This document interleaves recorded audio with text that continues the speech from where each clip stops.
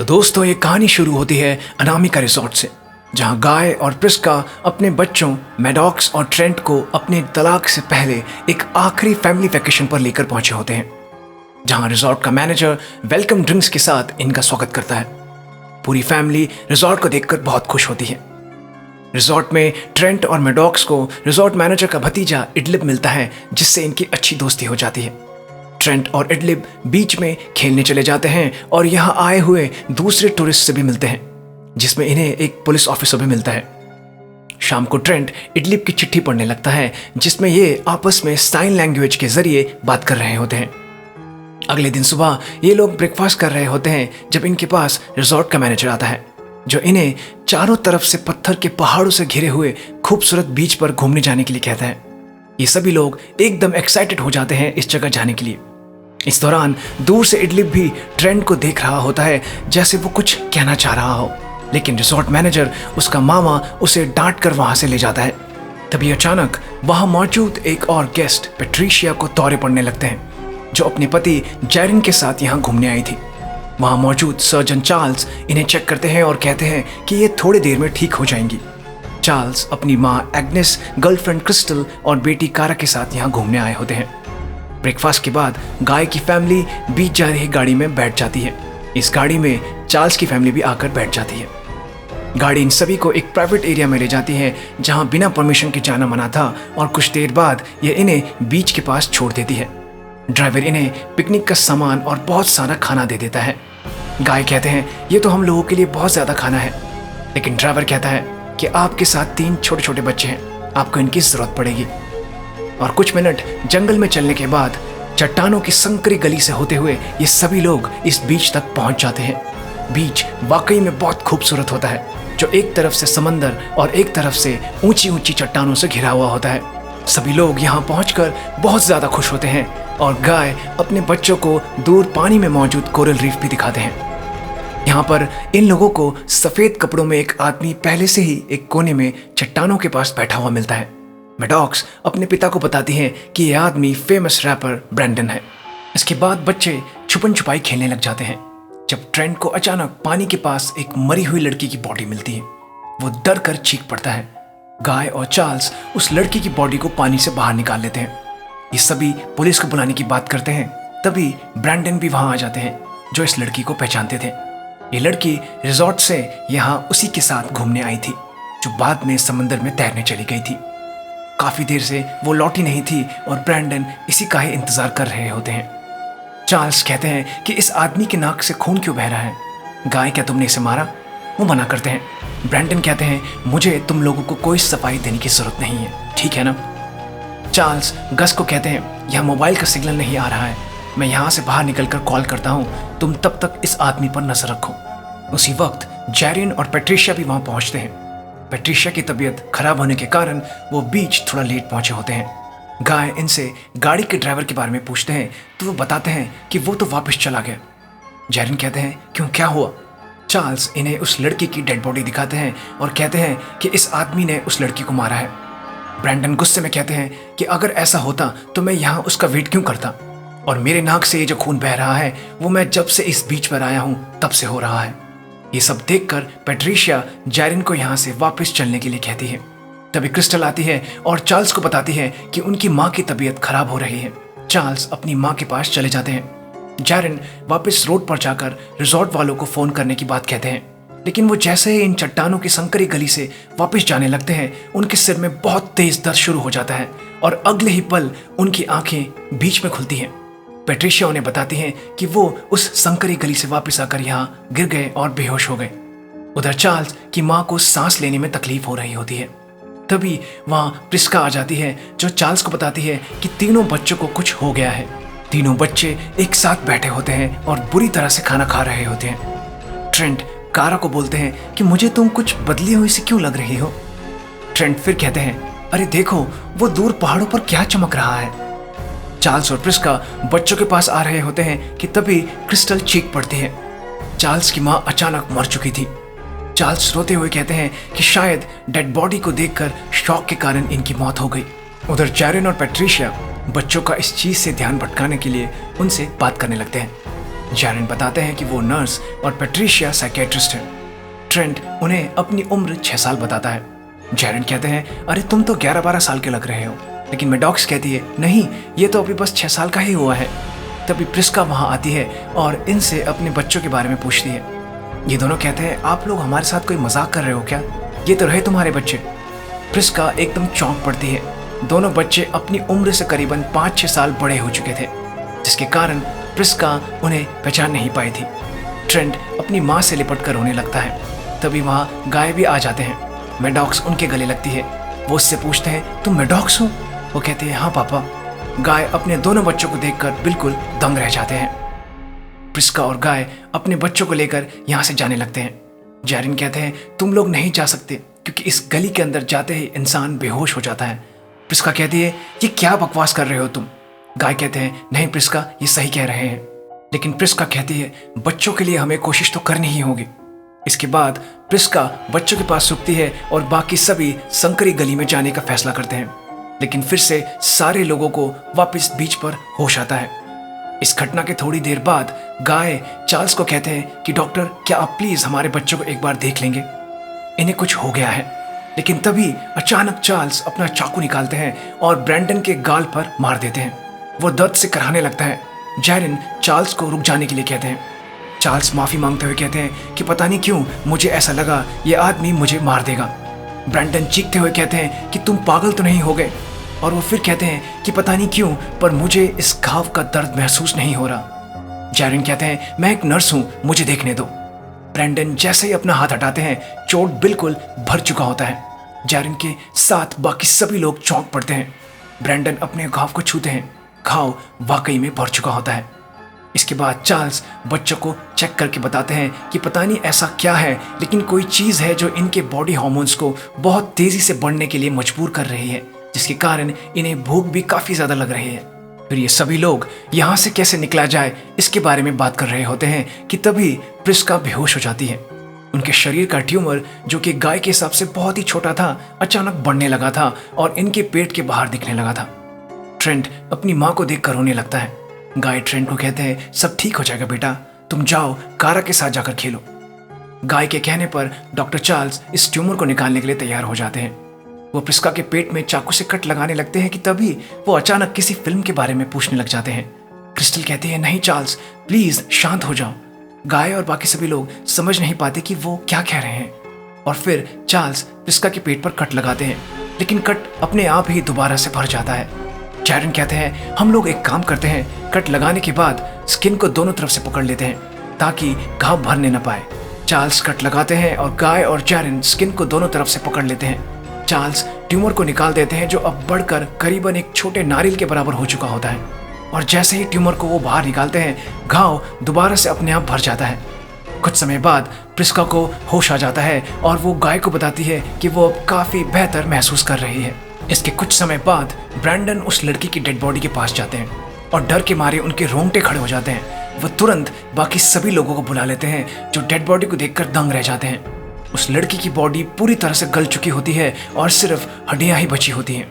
Prisca बताती हैं कि मेरे म्यूजियम के एक्सपीरियंस के हिसाब से एक बॉडी की स्किन को गलने में 7 साल और हड्डियों को 30 साल लगते हैं। गाय कहते हैं, यहाँ तो सिर्फ 3 घंटे में ही इस बॉडी की स्किन गल गई। और ब्रैंडन कहते हैं कि इस हिसाब से तो 20 घंटों में ये पूरी बॉडी धूल बन जाएगी।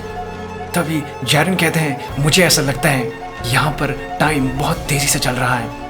उधर ट्रेंट और कारा टेंट के अंदर बहुत सारा खाना खाने के बाद लेटे हुए होते हैं। ये दोनों अब 17-18 साल के हो चुके होते हैं। उधर प्रिस्का कहती है, मेरे हिसाब से बच्चों की उम्र और जिस समय हम लोग इस बीच पर आए थे उसे जोड़ा जाए तो यहाँ 30 मिनट 1 साल के बराबर है। इसका मतलब है कि एक दिन में हम लोग करीबन 50 साल के हो जाएंगे। प्रिस्का फिर कहते हैं, लेकिन पता नहीं क्यों इस जगह का असर बच्चों पर ज्यादा हो रहा है। जैरिन कहते हैं, वो शायद इसलिए क्योंकि बच्चों में बड़ों के मुकाबले मसल ग्रोथ ज्यादा होता है, इसलिए उन्हें भूख भी ज्यादा लग रही है।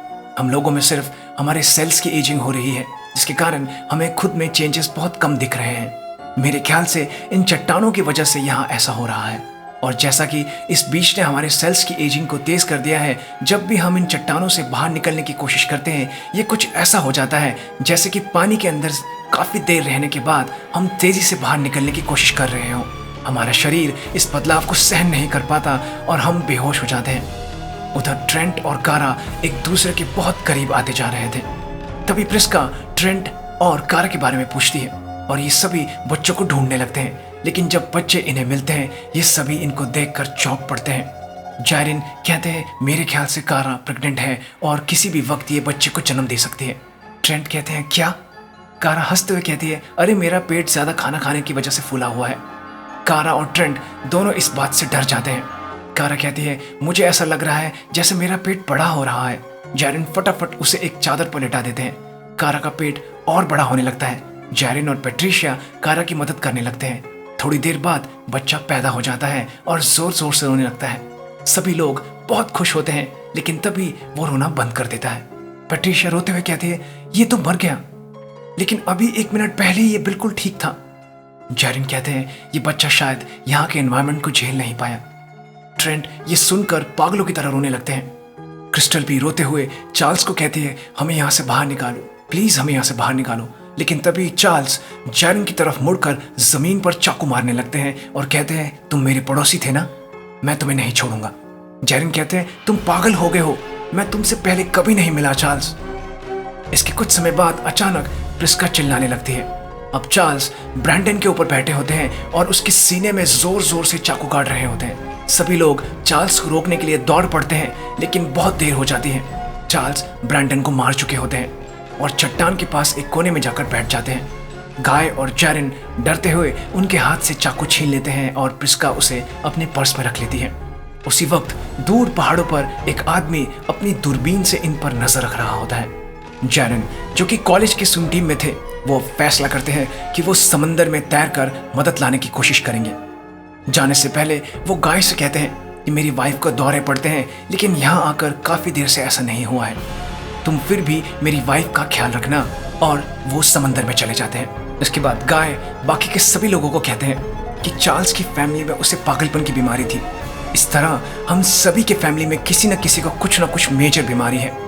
प्रिस्का उन्हें बताती है कि मेरी दवाइयों की पर्ची के साथ इस रिजॉर्ट का ऐड था, फिर मैंने ऑनलाइन इसकी बुकिंग की थी।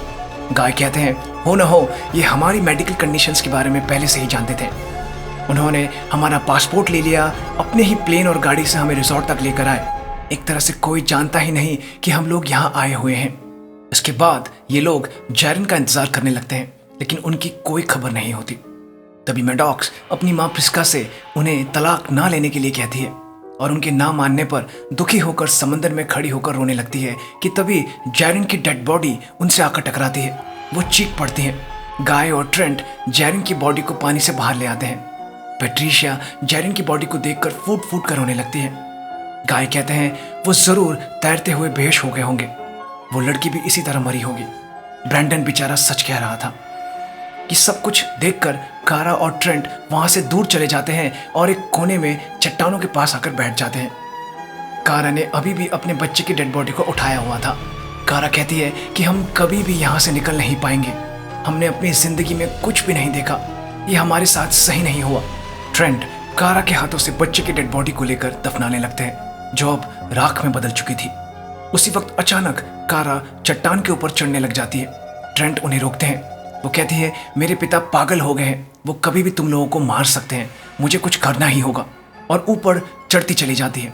ट्रेंट की फैमिली भी वहां आ जाती है, जो कारा को रोकती है, लेकिन कारा काफी ऊपर पहुंच जाती है। गाय कहते हैं शायद वो ऊपर पहुंच जाएगी, लेकिन तभी कुछ देर बाद कारा रुक जाती है। वो बेहोश हो गई थी। ट्रेंट चीख चीख कर उन्हें उठाने की कोशिश करते हैं, लेकिन अगले ही पल वो ऊपर से नीचे गिर जाती है और मर जाती है। ट्रेंट कारा की डेड बॉडी को देखकर अपने पिता के गले लगकर बुरी तरह रोने लग जाते हैं। गाय चार्ल्स को ये सब कुछ बताने के लिए उनके पास आते हैं, लेकिन वो एक कोने में अभी भी पागलों की तरह बड़बड़ा रहे होते हैं। तभी पेट्रिशिया जमीन पर अचानक गिर जाती है और उन्हें बुरी तरह से दौरे पड़ने लग जाते हैं और कुछ देर तड़पने के बाद वो भी मर जाती हैं। उधर कारा बहुत ही ज्यादा बदसूरत हो चुकी थी। उसकी पीठ पर अब एक कुबड़ भी निकल आया था, जो उसे कैल्शियम की कमी के कारण हो गया होता है। प्रिस्का उसे अपने साथ बुलाती है, लेकिन वो वहां से कहीं दूर चली जाती है। कुछ समय बाद गाय की आंखें अब कमजोर हो चुकी थी और प्रिस्का भी अपने बाएं कान से कुछ भी सुन नहीं पा रही थी। ये दोनों साथ बैठे होते हैं जब गाय प्रिस्का से कहते हैं कि मैं जानता हूं तुम्हारी जिंदगी में कोई और आ गया है, लेकिन मेरा यकीन मानो, तुम्हारे लिए वो आदमी बिल्कुल भी सही नहीं है। ये दोनों एक दूसरे से अपनी गलतियों के लिए माफी मांगते हैं। उधर ट्रेंट और मैडॉक्स आग जलाने के लिए लकड़ियां इकट्ठी कर रहे होते हैं जब उन्हें एक डायरी मिलती है जो इनसे पहले आए हुए टूरिस्ट की होती है, जिसमें उसने लिखा होता है कि इस जगह का मैग्नेटिक फील्ड और ये चट्टान जो कि सदियों के मिनरल्स के डिपॉजिट से मिलकर बना है, ये इंसान की सेल्स की एजिंग को तेज कर देता है। ट्रेंट कहते हैं कि हम एक मेटल ट्यूब बनाने की कोशिश करते हैं जिसके अंदर से होकर इस जगह के इफेक्ट से बचते हुए हम बाहर निकल पाएंगे। मैडॉक्स कहती है, लेकिन हम ऐसी ट्यूब बनाएंगे कैसे? इस डायरी में इन्हें इस टूरिस्ट के साथ आए हुए लोगों के नाम और एड्रेस पे लिखे हुए मिलते हैं। ट्रेंट तभी एकदम बोल पड़ते हैं, पहाड़ पर जो चीज़ हमें चमकती हुई दिखती थी असल में वो कैमरास हैं। ये लोग हमें रिकॉर्ड कर रहे हैं, पर क्यों? उधर गाय और प्रिस्का अपने सामान से दूर आग के पास बैठे होते हैं। तभी चार्ल्स प्रिस्का के बैग से चाकू निकाल लेते हैं।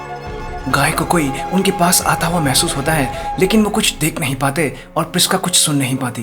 तभी चार्ल्स बोलते हैं, तुम मेरे घर चोरी करने आए हो ना, मैं तुम्हें नहीं छोड़ूंगा। और गाय पर हमला करते हुए उनके शरीर पर जगह जगह चाकू से काटने लगते हैं, लेकिन गाय के घाव दोबारा से तुरंत भर जाते हैं। प्रिस्का वहां से भाग जाती है और दौड़कर बच्चों के पास आती है और उन्हें छुप जाने के लिए कहती है और वापस गाय के पास दौड़ पड़ती है। ट्रेंट और मैडॉक्स दौड़कर एक गुफा में छुप जाते हैं कि तभी उन्हें किसी की आवाज़ आती है। ट्रेंट माचिस चला लेते हैं, वो क्रिस्टल होती है। वो कहती है, लाइट्स बंद कर दो, मैं नहीं चाहती तुम मुझे देखो। मेरी हड्डियों में बहुत तेज दर्द हो रहा है, ये बहुत कमज़ोर हो गई हैं। ट्रेंट फिर माचिस चला लेते हैं। इस बार क्रिस्टल इनको एक पत्थर से मारती है और फिर कहती है, बंद करो लाइट्स। वो फिर ट्रेंट से पूछती है, कारा मर गई है ना? ट्रेंट कहते हैं, वो एक एक्सीडेंट था। और जैसे ही वो माचिस दोबारा से जलाते हैं, क्रिस्टल ने एक बड़ा पत्थर उठा लिया होता है और इन पर वो फेंकने ही वाली होती है कि वो पत्थर उन्हीं के सीधे हाथ पर गिर जाता है, जिससे उनका हाथ टूट जाता है और वो नीचे गिर जाती हैं। ट्रेंट दोबारा से माचिस चलाते हैं। इस जगह के इफेक्ट्स के कारण क्रिस्टल का दायां हाथ टूटकर उल्टी जगह ही जुड़ गया होता है जो इनकी तरफ बढ़ रही होती हैं। ये दोनों डर के मारे गुफा के एक संकरे हिस्से में पीछे की तरफ सरकने लगते हैं। क्रिस्टल फिर कहती है, लाइट्स बंद कर दो, और जमीन पर बुरी तरह तड़पने लगती है। अचानक माचिस बुझ जाती है। ट्रेंट फिर माचिस चलाते हैं। क्रिस्टल की हालत अब बहुत ही ज्यादा खराब हो चुकी होती है। उनके हाथ पांव जगह जगह से बुरी तरह टूट चुके होते हैं और फिर वहीं पर जुड़ गए होते हैं और फिर क्रिस्टल मर जाती है। उधर चार्ल्स अभी भी गाय पर चाकू से हमला कर रहे होते हैं और कहते हैं कि तुम मुझे हॉस्पिटल से नहीं निकाल सकते, मैं बहुत बड़ा डॉक्टर हूँ। तभी प्रिस्का वहां आ जाती है और चार्ल्स के हाथ पर एक चाकू से हमला कर देती है और गाय को उठाती है। चार्ल्स फिर भी चाकू लेकर इनकी तरफ बढ़ने लगते हैं कि तभी अचानक उन्हें अपने हाथ में बहुत तेज दर्द होता है। वो देखते हैं उनका वो हाथ अचानक सड़ने लगता है। प्रिस्का कहती है, ये एक जंग लगी हुई चाकू है जिसकी जंग से तुम्हें इन्फेक्शन हो गया है। और देखते ही देखते चार्ल्स का पूरा शरीर सड़ने लगता है और वो मर जाते हैं। इसके बाद ये सभी लोग एक साथ आग के पास बैठ जाते हैं। गाय प्रिस्का से कहते हैं, हम लोग किस बारे में लड़ रहे थे? मुझे कुछ याद नहीं, लेकिन वो जो कुछ भी था मैंने तुम्हें माफ कर दिया है। और हम लोग इस बीच से जाने की बात क्यों कर रहे हैं? देखो कितना सुंदर है ये बीच। प्रिस्का कहती है, ठीक है, हम लोग नहीं जाएंगे यहाँ से। गाय ज्यादा उम्र होने के कारण चीजें भूलने लगे थे। वो प्रिस्का से कहते हैं कि ये बहुत फनी है, मैं तुमसे कुछ कहना चाहता था पर मुझे वो शब्द याद नहीं आ रहा, वो मेरी फीलिंग से रिलेटेड है तुम्हारे लिए। प्रिस्का कहती है, मैं समझ गई। और उसी वक्त गाय जमीन पर गिर जाते हैं। वो मर चुके थे। उन्हें देखकर प्रिस्का भी थोड़ी देर बाद दिल का दौरा पड़ने से मर जाती हैं। दोनों बच्चे रो पड़ते हैं। अगले दिन ट्रेंट और मैडॉक्स अब 50 साल के हो चुके थे। मैडॉक्स कहती है, हमारे पास शायद अब बस 13-14 घंटे ही बचे हैं। ट्रेंट कहते हैं, चलो रेत से घर बनाते हैं। और ये दोनों रेत में घर बनाने लगते हैं। तभी ट्रेंट को इडलिप के यहाँ आने से पहले उन्हें दिए हुए चिट्ठी की याद आती है। वो दौड़कर वो चिट्ठी ले आते हैं और उसे डिकोड करने लगते हैं। मैडॉक्स अभी भी रेत से छोटे घर बना रही होती है कि तभी ट्रेंट अचानक पीछे मुड़ते हैं और उन्हें चिट्ठी दिखाते हैं। चिट्ठी पर लिखा होता है, मेरे अंकल को कोरल पसंद नहीं है। ट्रेंट तुरंत समझ जाते हैं। वो अपनी बहन से कहते हैं, तुम्हें मेटल ट्यूब के बारे में याद है ना? शायद ये कोरल उस मेटल ट्यूब का काम करेगा। ये दोनों तुरंत समंदर की तरफ जाने लगते हैं। तभी ट्रेंट जाने से पहले दौड़कर कुछ ले आते हैं। ये दोनों समंदर में तैरते हुए कोरल रीफ की तरफ बढ़ने लगते हैं और वाकई में कोरल रीफ पूरी तरह से एक ट्यूब की तरह बनी हुई थी। ये लोग तैरते हुए इसके अंदर से गुजरने लगते हैं कि तभी मैडॉक्स के कपड़े कोरल में फंस जाते हैं। ठीक इसी पल पहाड़ों से वो आदमी इन पर नजर रख रहा था। ये वो ड्राइवर था जो इन्हें यहाँ छोड़कर गया था। ये 1 मिनट तक कोरल रीफ के आसपास दिखता रहता है। फिर ये एक फ़ोन कॉल करता है और बताता है कि बचे हुए दोनों लोग डूब कर मर गए। फ़ोन के दूसरी तरफ से आवाज़ आती है, तुम श्योर हो ना, क्योंकि पिछली बार भी एक आदमी यहाँ तक पहुँच गया था। यह आदमी कहता है, हाँ, पिछली बार की तरह ही ये लोग भी डूब कर मर गए। मैं सारी रिकॉर्डिंग फुटेज लेकर ऑफिस पहुँचता हूँ। थोड़ी देर बाद ये आदमी एक सुनसान जगह पर पहुँचता है और अंदर घुस जाता है, जहाँ चारों तरफ साइंटिस्ट मेडिसिन पर काम कर रहे होते हैं। यहाँ पर उस चट्टान का टुकड़ा भी रखा होता है जो उस बीच पर मौजूद था। ये जगह असल में वॉरेन एंड वॉरेन की दवाइयों की रिसर्च फैसिलिटी होती है। वो ड्राइवर आकर सारी रिकॉर्डिंग फुटेज उस रिसोर्ट के मैनेजर को दे देता है। कंप्यूटर पर एक दूसरा आदमी इस मैनेजर को बताता है कि सभी फैमिली के घरों के डिवाइसेस को फॉर्मेट कर दिया गया है। थोड़ी देर बाद ये मैनेजर सभी को शांत होने के लिए कहता है और फिर कहता है कि ट्रायल नंबर 73 के लोगों के लिए सब शांत होकर कुछ देर शोक मनाइए। सब लोग शांत हो जाते हैं। थोड़ी देर बाद वो कहता है, इस बीज के रूप में हमें नेचर ने एक बहुत नायाब तोहफा दिया है, जिसकी मदद से हम दवाइयाँ 1 दिन में ही टेस्ट कर लेते हैं, जिन्हें टेस्ट करने में पहले 50 साल से भी ज़्यादा वक्त लगता था। हम अभी तक कई बार इन ट्रायल्स में फेल हुए हैं, लेकिन इस बार हमारी मेहनत रंग लाई। तभी एक दूसरा साइंटिस्ट सिडनी सभी को बताता है कि पैट्रिशिया नाम की महिला जिसे दौरे पड़ते थे और किसी भी तरह की दवाइयों से वो ठीक नहीं हो रही थी, जब वो यहाँ आई थी, वेलकम ड्रिंक्स में हमने उसे हमारी दवाई दे दी थी और बीच पर पहुंचने के बाद उसे करीबन 8 घंटे 17 मिनट तक कोई दौरा नहीं पड़ा। 8 घंटे मतलब 16 साल तक उसे कोई दौरा नहीं पड़ा। अब हम जल्द से जल्द इस दवाई को पूरी दुनिया में लोगों के लिए अवेलेबल करवा देंगे। रिसोर्ट के मैनेजर फिर कहते हैं कि इस तरह हम लोग लाखों करोड़ों लोगों की जान बचा लेंगे। इनके असिस्टेंट इन्हें बताते हैं कि अगले ट्रायल के लिए एक नया कपल आने वाला है, जिनमें से एक को पार्किंसन की बीमारी है। सिडनी नाम का साइंटिस्ट रिसोर्ट के मैनेजर से ये भी कहता है कि आगे के टेस्ट के लिए हम मेंटल डिसऑर्डर वाले मरीजों को दूसरे मरीजों के साथ नहीं भेज सकते, क्योंकि इस बार भी एक पागल मरीज ने ब्रैंडन नाम के मरीज को मार डाला, जिसे ब्लड की बीमारी थी। हम उस पर टेस्ट कंप्लीट नहीं कर पाए। तभी उधर रिसोर्ट में पुलिस वाले टूरिस्ट के पास एक आदमी आता है और उन्हें एक डायरी दे देता है। उधर रिसोर्ट का मैनेजर दोबारा से तैयार होता है नए गेस्ट के स्वागत में। वो असिस्टेंट इनके लिए भी दवाइयाँ मिली हुई ड्रिंक्स ले आती है कि तभी एक आदमी इस असिस्टेंट के हाथ से वो ड्रिंक्स गिरा देता है। असल में ट्रेंट और मैडॉक्स जिंदा होते हैं और वो सबको अपना और अपने माता पिता का नाम बताते हैं और बाकी सभी टूरिस्ट को यहाँ चल रहे इस मेडिकल ट्रायल्स के बारे में बताने लगते हैं। पुलिस वाले को वो डायरी ट्रेंट नहीं दी थी और वो पुलिस स्टेशन फ़ोन करके इन नामों को वेरीफाई करता है। इसमें सभी लोग लापता हो चुके थे। ट्रेंट और मैडॉक्स इटली से भी मिलते हैं और उसे वो चिट्ठी देकर शुक्रिया कहते हैं। इसके बाद ट्रेंट और मैडॉक्स हेलीकॉप्टर से वापस अपने घर लौट रहे होते हैं। पुलिस वाला उन्हें बताता है कि रिसोर्ट के मैनेजर और असिस्टेंट को पकड़ लिया गया है और रिसोर्ट को भी बंद कर दिया गया है और जल्द ही वॉरेन एंड वॉरेन के हेडक्वार्टर्स पर भी पुलिस छापा मारने वाली है। ट्रेंट और मैडॉक्स को उनकी आंटी एयरपोर्ट पर लेने आने वाली थी। ये दोनों ये समझ नहीं पा रहे थे कि उन्हें ये कैसे समझाएं कि उनके छोटे से भांजा और भांजी अब एक दिन में 50 साल के हो चुके हैं।